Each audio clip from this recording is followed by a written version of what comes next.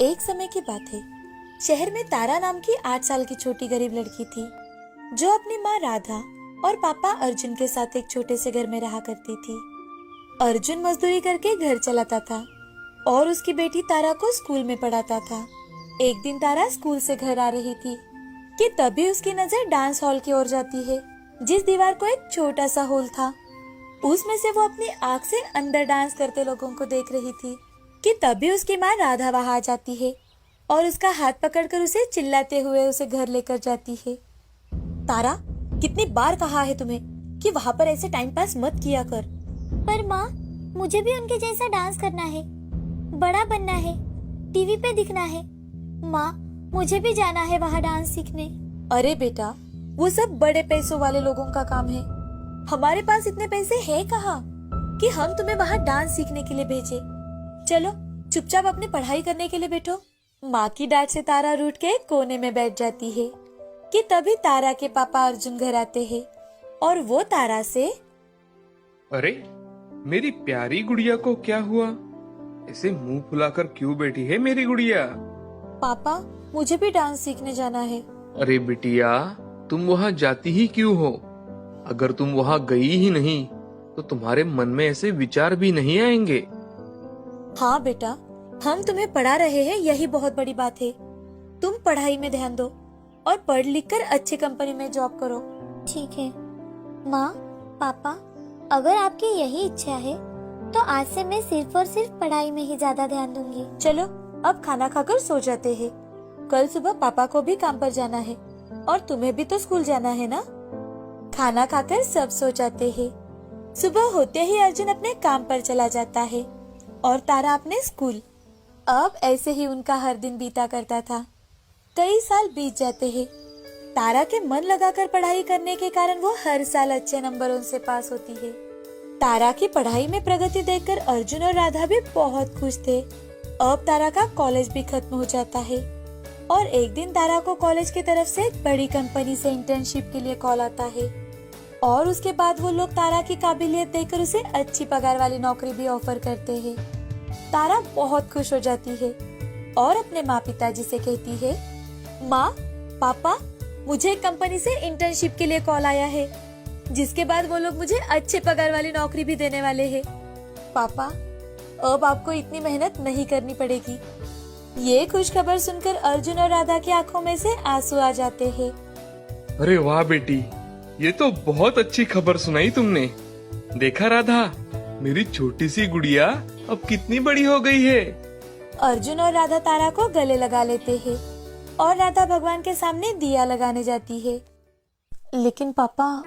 हाँ बेटा, बोलो, क्या हुआ है? पापा, वो इतनी अच्छी कंपनी में इंटरव्यू के लिए जाने के लिए मेरे पास एक भी अच्छी ड्रेस नहीं है। बिटिया, तुम उसकी फिक्र मत करो। शाम को घर आते समय तुम्हारे लिए एक अच्छी सी ड्रेस लेकर आऊंगा मैं। काम पर जाते ही अर्जुन अपने मालिक के पास जाता है और उनसे, मालिक, वो दरअसल। हाँ अर्जुन, बोलो, क्या कहना चाहते हो? मालिक, क्या मुझे कुछ पैसे उधार मिलेंगे? मुझे अपनी बेटी के लिए ड्रेस लाना था। ठीक है, पर पैसे समय पर जरूर लौटा देना। जी मालिक, धन्यवाद मालिक। अर्जुन अपना सारा काम पूरा कर घर आते वक्त तारा के लिए एक अच्छी ड्रेस लेकर आता है।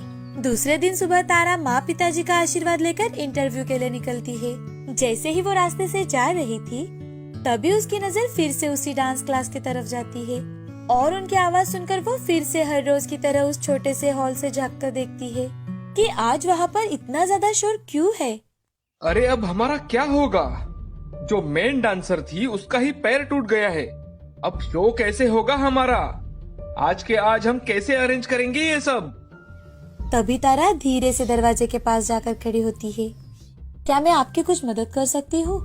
तारा की बात सुनकर वो सारे लोग उस पर हंसने लगते हैं कि ये गरीब लड़की उनकी क्या मदद करेगी।